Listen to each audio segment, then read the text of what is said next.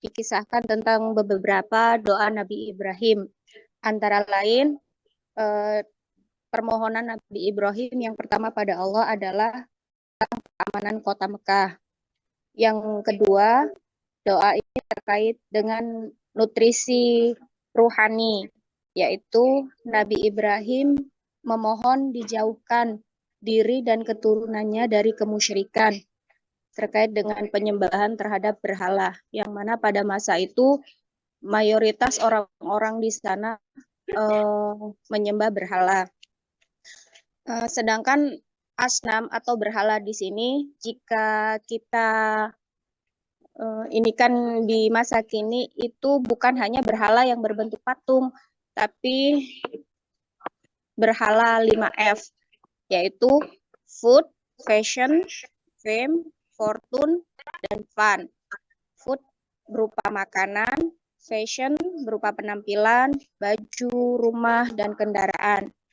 Fame adalah ketenaran atau kepopuleran. Fortune adalah kekayaan. Fun adalah kesenangan. Kemudian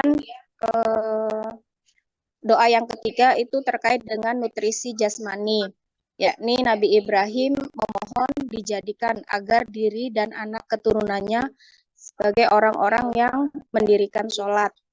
Kemudian doa yang keempat, Nabi memohon agar orang-orang yang melewati kota Mekah itu tertarik pada kota Mekah. Kemudian yang terakhir adalah Nabi Ibrahim memohon rizki berupa tanaman agar Nabi dan keturunannya mampu menjadi orang-orang yang bersyukur. Sekian, Gus. Assalamualaikum warahmatullahi wabarakatuh. Oke, alhamdulillah, terima kasih. Dan tolong juga untuk yang fun, film, food, fashion, dan fortune. Oke, alhamdulillah.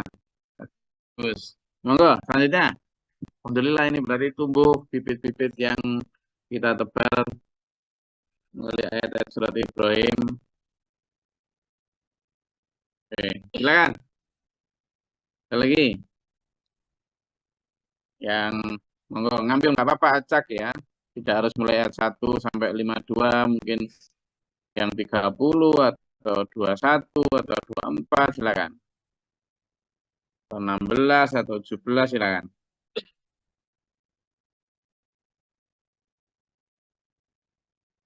Giliran saya yang dengerin. Nanti di akhir insya Allah juga akan saya berikan stretching makanan poin dari apa yang sudah kita pelajari. Silakan.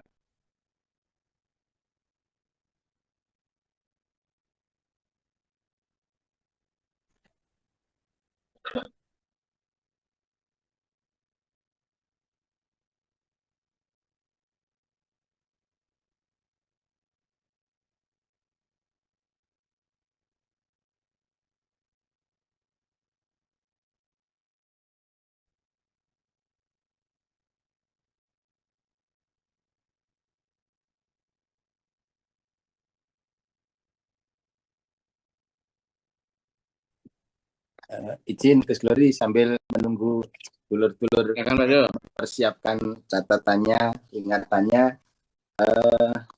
kita mencoba mereview Quran Surat Ibrahim dari ayat 11 sampai 14. A'udzubillahi minasyaitonirrajim. Bismillahirrahmanirrahim. Dalam ayat ini dijelaskan bahwa para nabi dan rasul itu adalah manusia biasa. Artinya ya merasa lapar, ya merasa haus, merasa ngantuk, dan sebagainya. Akan tetapi, Nabi dan Rasul ini dilebihkan Allah dengan jiwa kasih sayangnya.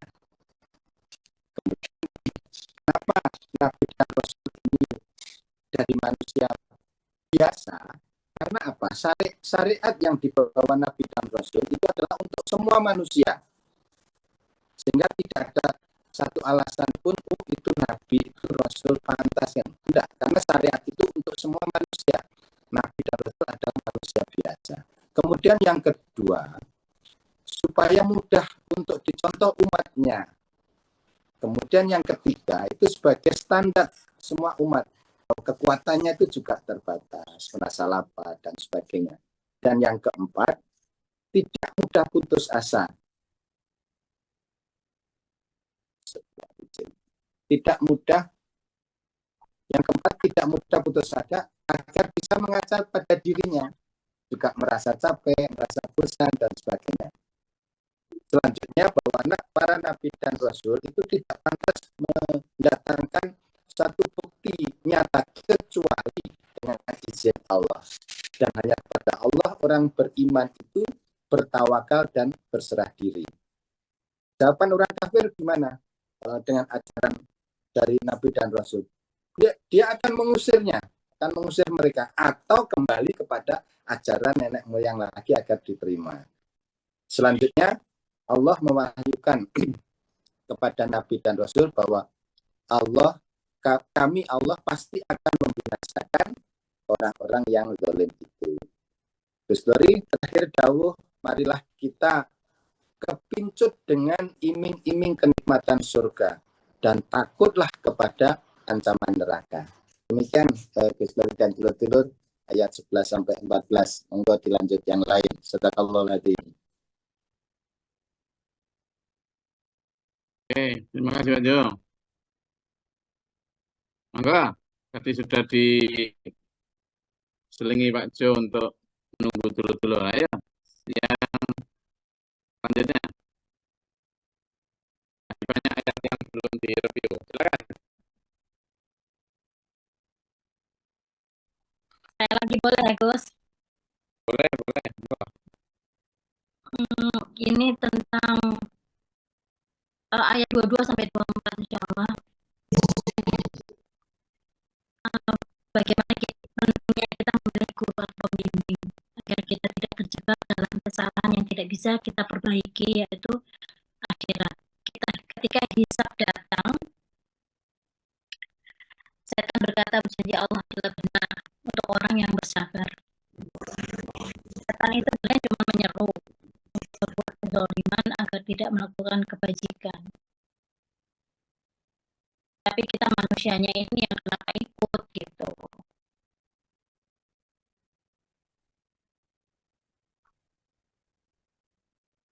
Memang perlu iman untuk percaya sih dengan janji Allah itu. Setan berkata bahwa dia hanya membisikkan, tapi kenapa kita mengikuti setan?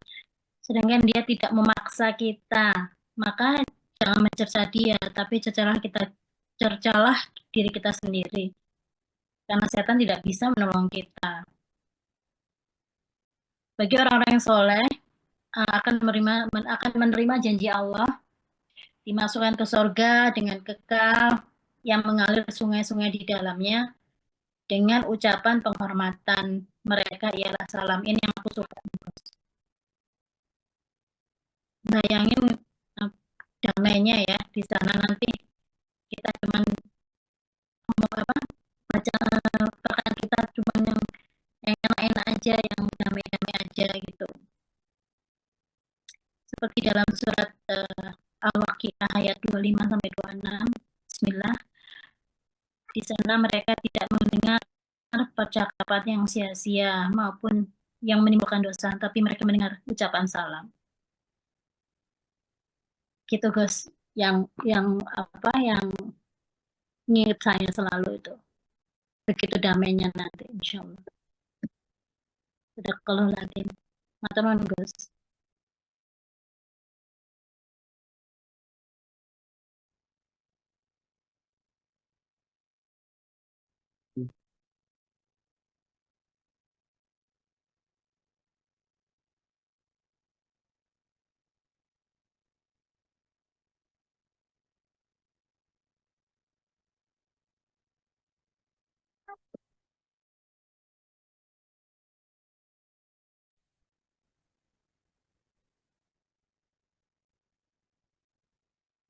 Oke, alhamdulillah. Ya, terima kasih. Saya ada tambahan lagi tentang mungkin ada yang mau menambahkan di titik situ juga boleh. Di titik yang disampaikan oleh Budia tentang pentingnya hati-hati di dalam memilih guru atau pembimbing hidup. Silakan.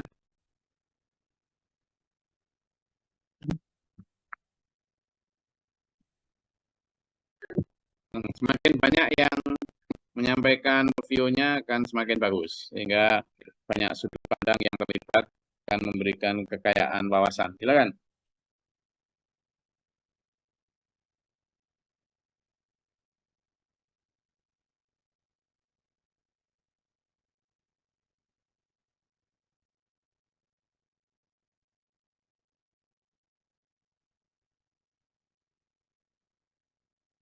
Nggak usah malu atau ragu ya.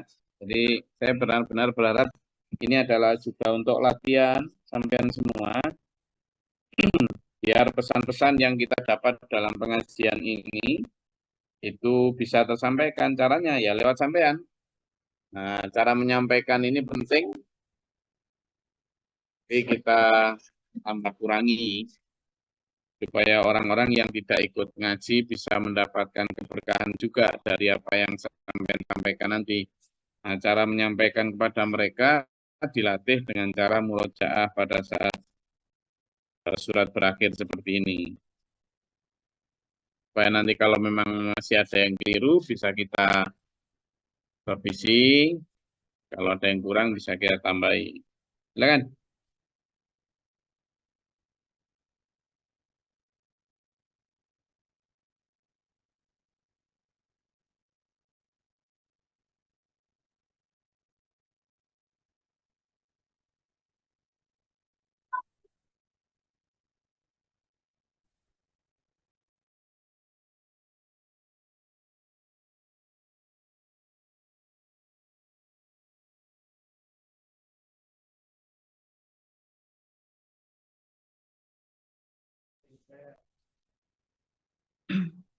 Mohon izin terus menambahkan dari yang telah disampaikan Budia tadi di ayat 22 dan 24.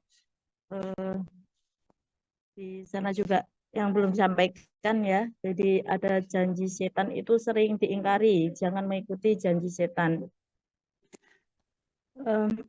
Janji setan itu misalnya, ngapain kamu mengikuti agama itu nggak modis, ketinggalan zaman dan lain-lain. Nah, itu memang janji-janji setan itu banyak yang diingkari.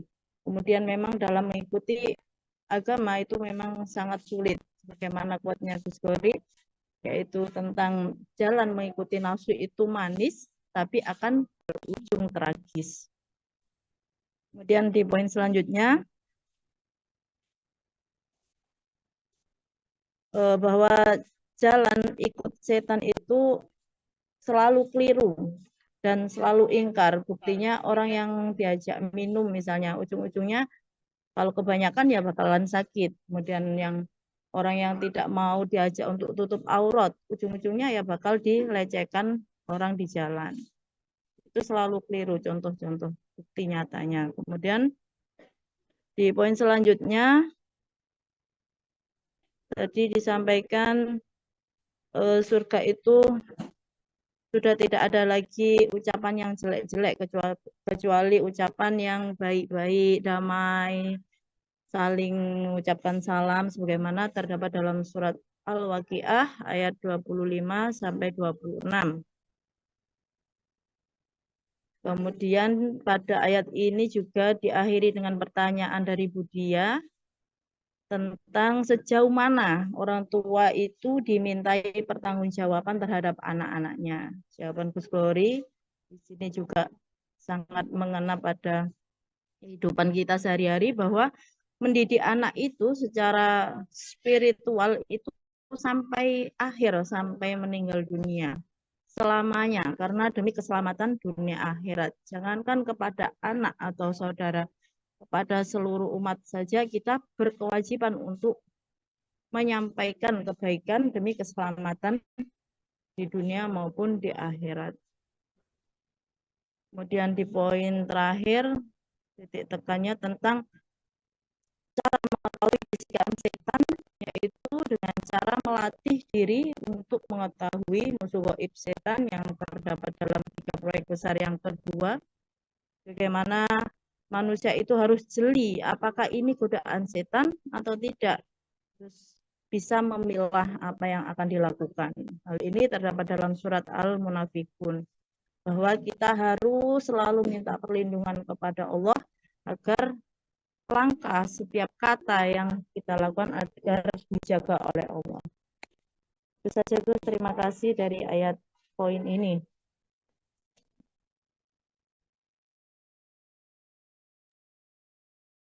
Ya, alhamdulillah tambahan dari Mbak Umiana. Mudah-mudahan memantik tambahan dari dulur-dulur yang lain. Silakan.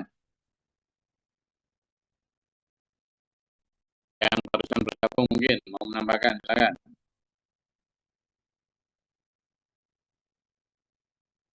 Atau mungkin bahkan pertanyaan yang kemarin belum sempat terucap, belum sempat tersampaikan terkait dengan ayat 1 sampai ayat 52 surat Ibrahim ini. Boleh ditanyakan sekarang, mumpung waktunya mau murojaah. Silakan.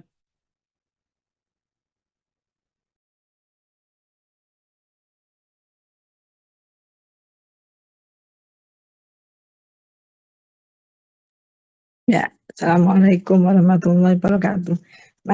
Di surat Ibrahim ini menarik sekaligus terutama penekanan di surat ini betapa tuh setan seperti tadi yang dibahas oleh yang direview oleh Bu Dia, Bu Umi itu tentang begitu dahsyatnya godaan setan yang selalu membrainwash kita itu baik hati, jiwa, pikiran yang setiap detik itu akan membrainwash kita, dan disitulah kita harus kuat sekali tauhid kita, harus kita pertajam, kita perkuat dengan banyak berzikir, karena sekali lagi mempelajari itu hal yang mudah, untuk bilang ikhlas, ridho, sabar itu hal yang mudah sekali diucapkan, tapi manakala itu dipraktekkan itu nggak semudah yang kita ucapkan.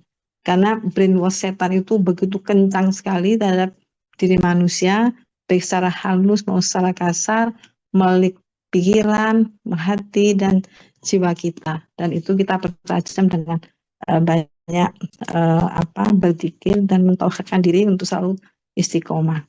Dan ini juga menyangkut, ini ada pertanyaan juga yang ingin saya sampaikan, apabila ada orang selalu berbuat dolim, dan kedoliman itu kontinu rutin dilakukan, bahkan sebenarnya Allah tuh udah ngasih ujian terhadap orang tersebut, Gus, kan mungkin sebagai bentuk dikasih kesempatan untuk bertobat, namun kesempatan baik itu tidak dimanfaatkan, tapi terus berbuat dolim dan terus dolim. Nah, apakah itu sebagai bentuk ujiankah atau sebagai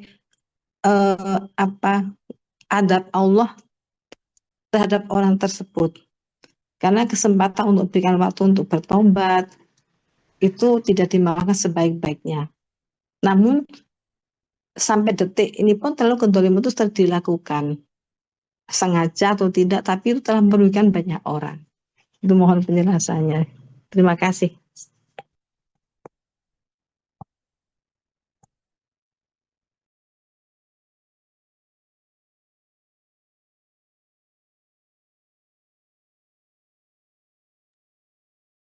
Ujian gimana tadi? Kurang jelas, agak putus-putus tadi.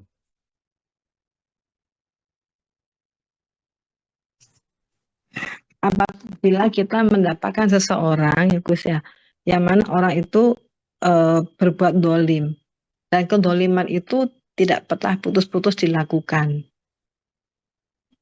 Sebenarnya kalau mau berpikir, mau mengkaji, setiap masalah yang dihadapi orang tersebut adalah satu bentuk peringatan untuk dia sadar gitu, kesempatan untuk taubat nasuha. Namun kesempatan itu tidak dilakukan, malah semakin menyalahkan pihak-pihak lain, dan kedoliman terus selalu dilakukan. Nah, apakah hal itu sebagai bentuk ujian keimanan Allah terhadap orang tersebut, atau bentuk adab yang Allah berikan karena perbuatannya yang tidak pernah insaf itu? Terima kasih. Mohon penjelasannya seperti itu, Gus. Terima kasih. Jadi sebenarnya ada satu doa ya, itu kan, ya Allah jadikanlah hidupku itu hayatan, itu ziyadatan li fi kulli khairin. Jadi jikapun kau berikan aku umur tambah atau tetap kau beri aku umur, itu jadikanlah itu sebagai kesempatan untuk bertambahnya kebaikan. Tapi jika engkau wafatkan aku, maka jadikanlah mautan, jangan mautan itu sebagai rohatan mingkuli syarrin. Rohatan itu istirahat atau berhentinya aku dari segala kejahatan atau kedzaliman. Hingga terlepas dari apakah dia dapat itu adalah siksa atau apa, tapi ayo kita ajarkan pada diri kita. Kalau kita misalnya merasa banyak dosa atau berbuat dolim dan sulit lepas dari kedoliman itu, kita berdoanya begitu. Ya Allah, jadikanlah hidupku atau bertambahnya usiaku itu menjadi ziyadatan li fi kulli khairin, sebagai bertambahnya kebaikan.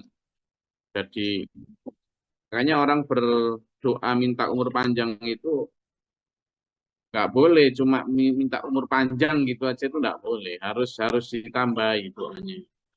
Buat apa umur panjang kalau menjadi beban buat orang lain? Wis tuwek tambah sulit kemana-mana kan, buat apa? Jadi boleh berdoa minta diberikan kesehatan, boleh. Tapi tambahkan itu sebagai sebuah bertambahnya kebaikan. Jadi kan waj'alil hayata ziyadatan li fi kulli khairin, begitu. Doanya itu begitu. Ya Allah, waj'ali, jadikanlah hidupku itu adalah hidup yang bertambahnya kebaikan, bukan bertambahnya kejelekan. Jadi kemudian kalaupun kau wafatkan aku ya Allah, waj'alil mauta, dan jadikanlah kematian itu li bagiku itu, gitu kan? Rohatan li. Rohatan itu berhentinya atau istirahatnya aku mingkuli syarrin, dari segala kejahatan atau dosa. Nah, di sanalah kita menjadi orang yang mudah-mudahan kemudian bisa berhenti dari kedzaliman ya. Jadi ketika kita merasa bahwa kita berbuat dolim kok sulit sekali berhenti dari kedzaliman, gitu. Maka terlepas dari apakah itu siksa atau bagaimana, tapi ayo kita berdoa itu tadi. Ya Allah, Allahumma jadikanlah ya Allah hayatan, kehidupanku itu ya Allah. Kan? Allahumma ja'alil hayatan, hidup itu ziyadatan li, untuk bertambahnya bagiku fi kulli khairin, setiap kebaikan ya Allah. Jadi bertambahnya hari, tambah baik, tambah baik, tambah baik.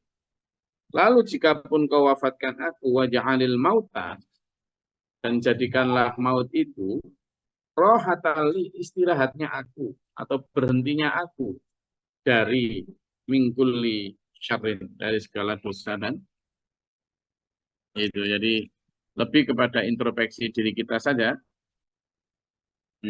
Sehingga kalaupun kita dikasih hidup, semoga kita bisa menjadi orang yang tidak zalim. Kalaupun wafat, itu adalah benar-benar kita berhenti dari semua kejahatan. Ya, kita wafat dalam keadaan wafat. Oke, ada lagi silakan. Gus, maaf Gus, tadi Ya, doa Pak Yayan, tadi itu silakan Pak Yayan. Silakan Pak Yayan. Waalaikumsalam warahmatullahi wabarakatuh. Waalaikumsalam Terkait itu, Gus, warahmatullahi wabarakatuh.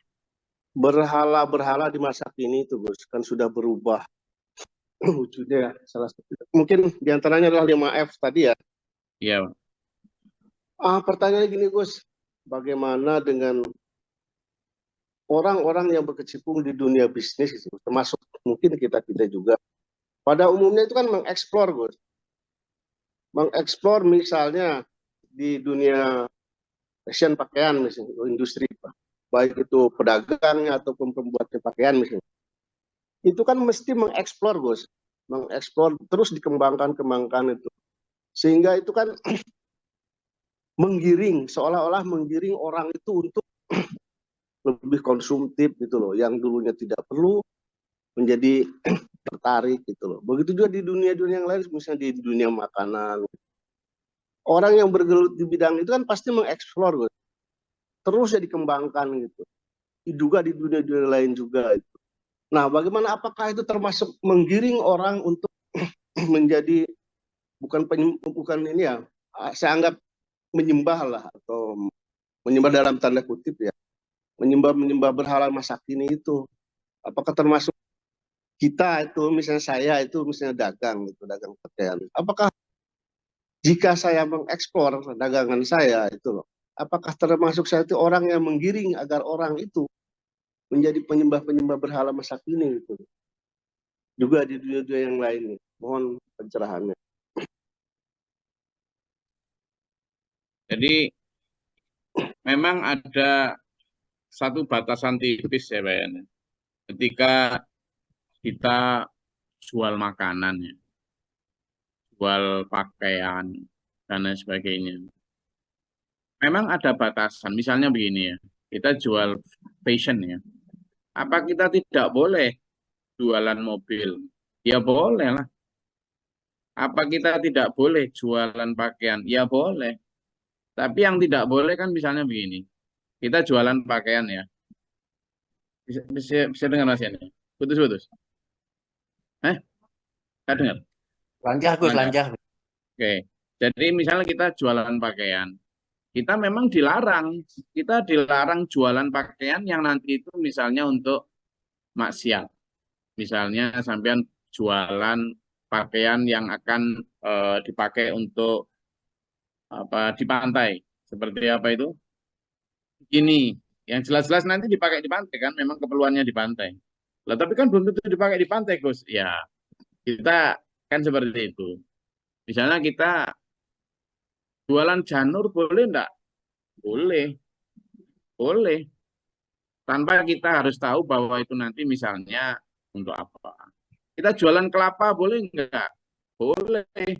Padahal nanti itu bisa jadi di Jawa sana ada yang sebagian misalnya yang di daerah apa kan banyak itu Mas Yan, baik di Jawa Tengah maupun Jawa Timur, termasuk sekarang lagi hidup juga di Jawa Barat misalnya untuk hal-hal yang sifatnya kemusyrikan.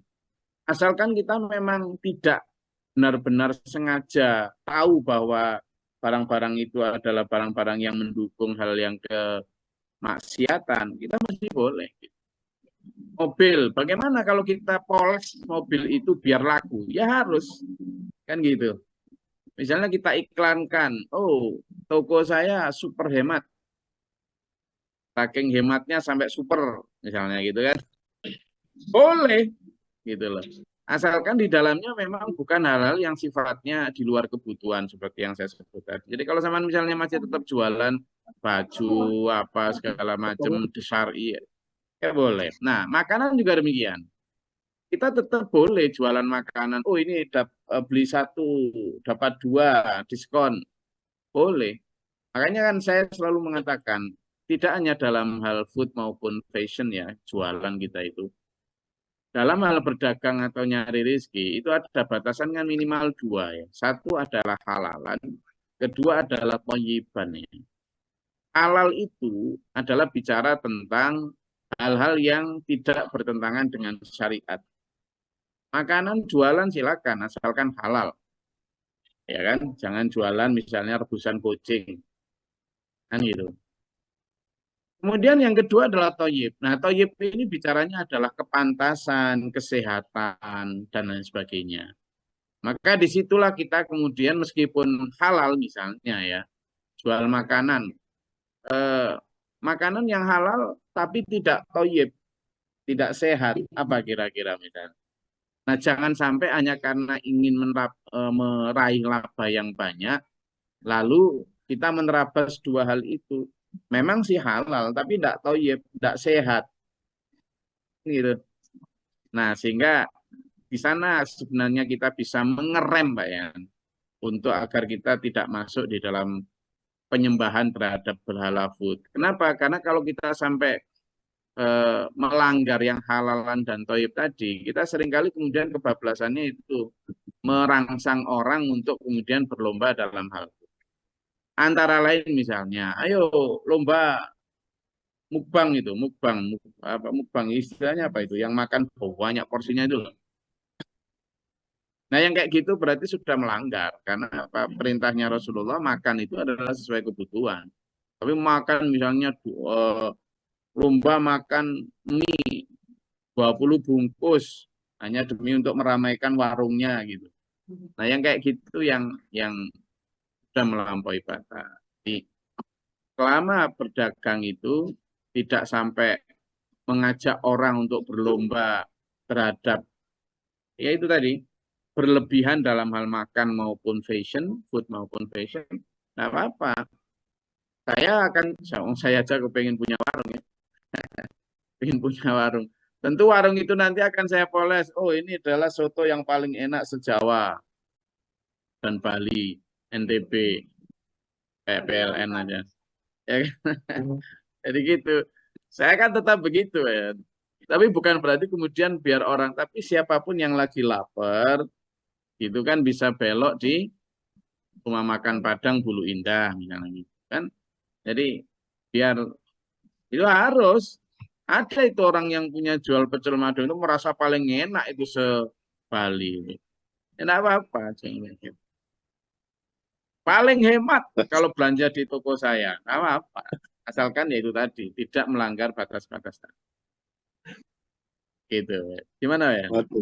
Betul. Jadi misalnya sekarang, saya pengen kalau misalnya pas mau Lebaran, promosinya di tokonya apa?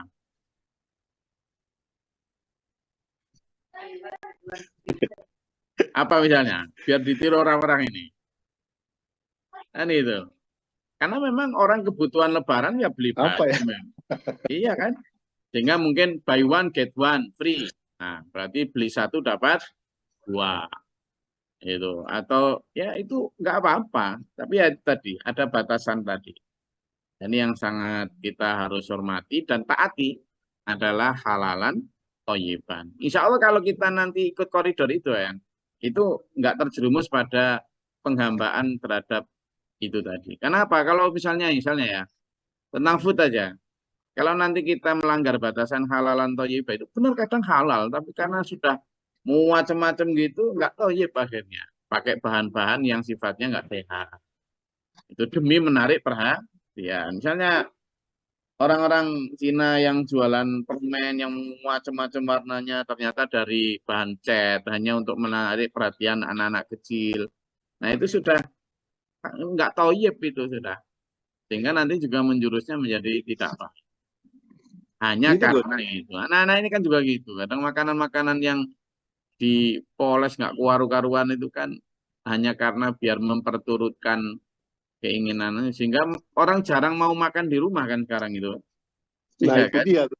Lah iya. Itu dia yang terselip dalam benak saya itu kan misalnya ada begini, yang mudah-mudahan orang itu sering-seringlah beli baju itu, dosa sedikit uang, dosa sedikit belilah yang baru, sehingga ya bolak-balik beli baju ke saya gitu loh.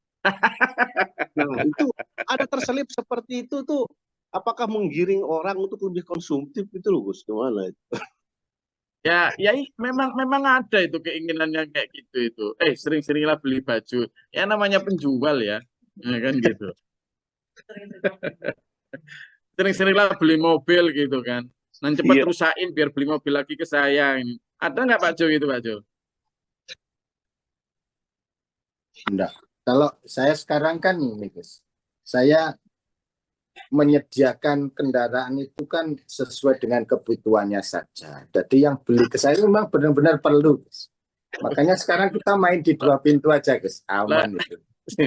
Cuman pikir orang yang beli baju di PN nggak perlu tak? Eh, Jadi Dan kita memang ini kan memberikan solusi, Gus. Jadi kita ada ini kan memberikan jalan keluar bagi orang-orang yang bermasalah sebenarnya. ya, Itu poinnya, Gus. Jangan pikir orang nggak pakai baju di jalan nggak bermasalah. Maka Pak R nyegat mereka di pinggir jalan dengan ini loh baju hangat loh, gitu kan. Jadi memang benar tadi pertanyaan Wayan. Jangan sampai hati kita itu apa ya kebablasan dalam sehingga seolah ayo ayo ayo ayo makan sebanyak-banyaknya. Nah gitu kan. Jadi kita ayo biar bernilai ibadah. Misalnya kita jualan makanan ya sebatas bahwa kita membantu orang yang bermasalah dalam hal kelaparan kan gitu. Supaya kita nah gitu. Orang jualan mobil membantu permasalahan orang yang nggak punya kendaraan kan gitu. Nah, sekarang 2 pintu yang dimaksud Pak Jo itu bukan kok kemudian Mercy Carabiner, bukan itu maksudnya pickup itu loh. Jualan pickup dia. Ya, Pak Yayan juga gitu membantu persoalan orang yang ingin punya baju gitu kan. Makanya di samping yang super hemat juga bikin besari orang yang ingin bertutup aurat. Lah kayak gitu kan akhirnya ada nilai ibadahnya juga gitu. Nah, dihindari untuk jualan yang sifatnya kayak begini apa supaya tidak pakai untuk manusia. Sehingga ya memang yang namanya orang jualan kepengen banyak laku itu biasa lah gitu ya. Asalkan kan ada batasan lagi kan. Selain halal tawiban. Kemudian yang kedua kalau bisa itu padat karya, melibatkan orang banyak sehingga bisa bagi-bagi rezekinya ke orang yang kerja di kita. Terus yang ketiga, sadari bahwa hidup hasilnya itu bukan untuk pribadi saja, tapi untuk kebersamaan. Yang keempat, juga sadari bahwa hasilnya tidak hanya untuk di dunia, tapi juga untuk dibawa pulang ke akhirat. Itu yang kelima, ketika bekerja, baik berdagang atau apa, jangan lupa tegakkan akimis sholah itu, ya kan? Nah, itu sudah begitu sampean sadar pada saat itu. Lalu yang keenam, pada saat bekerja selalulah ingat Allah dimanapun saat apapun. Lalu yang ketujuh ini Pak Yayan, yang mungkin akan jadi batasan juga, jujurlah ya dalam berdagang itu jujur dan tidak jangan kayak gini. Kan ada itu zaman dulu orang jualan gandum gitu ya. Orang jualan gandum itu satu sak gitu, satu karung, itu yang bawah agak jelek tapi ditutupi sama lapisan atas yang agak baik. Nah ini kan berarti nggak jujur, hanya memoles biar orang beli, padahal sebenarnya kandungannya jelek. Gitu. Nah yang kayak gini yang harus kita hindari. Sehingga 7 hal itu menurut saya kalau kita terapkan dalam bekerja, berdagang, bertani atau apapun, insya Allah terjaga dari penghambaan terhadap berhala makanan maupun berhala pakaian dan sebagainya. Oke, saya rasa itu kajian kita. Makasih, alhamdulillah. Mudah-mudahan mobilnya laku banyak, bajunya laku banyak, makanannya warungnya rame, yang jualan kambing juga gitu. Ini ada yang jualan kambing kalau jam hari-hari segini kalau belum laku repot nih. Makanya juga biar laku semua. Asalkan 7 hal tadi ya, dalam berdagang, dalam bekerja, ingat 7 batasan tadi. Semoga Allah merahmati kita, menuntun kita dalam lah. Amin. Allahumma sholli wa sallim barik Allah. Allahumma fir lil mu'minin wal mu'minat wal muslimat wal akhir. Mahdina fi man hadayt wa afina fi man afayt wa lana fi man wa barik lana fi ma atayt wa qina syarra ma qadayt fa innaka taqdi wa la yuqda alayka. Taufiq wa atubu ilaika. Allahumma da'na al-bala wal waba qad hasdina min al-jinni wa syaitan min kufara rabbana. Rabbana wa la taj'alna fil ghamid. Rabbana ma naktubna ma syahidin rabbana la tuzigh. Rabbana wa la tahmilna ma la taqata lana fi.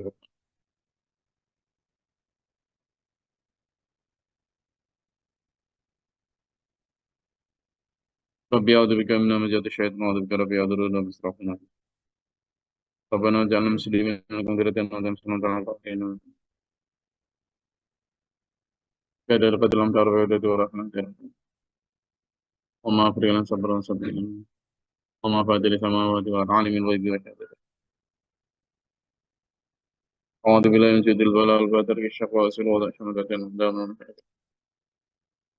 ربنا هب لنا من أزواجنا وذريتنا قرة أعين واجعلنا للمتقين اغفر لي ولكم وللوالدين والذرية لنا الصالحين أنا ربك رب العزة عما يصفون وسلام على رب العالمين. Assalamualaikum warahmatullahi wabarakatuh. Allahumma rahamna bil-Qur'an ij'alhu lana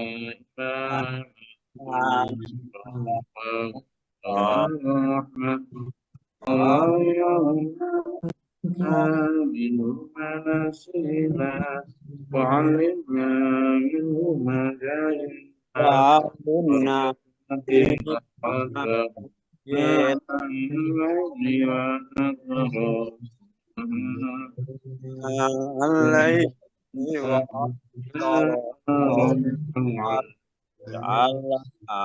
hujat ya rabbal alamin.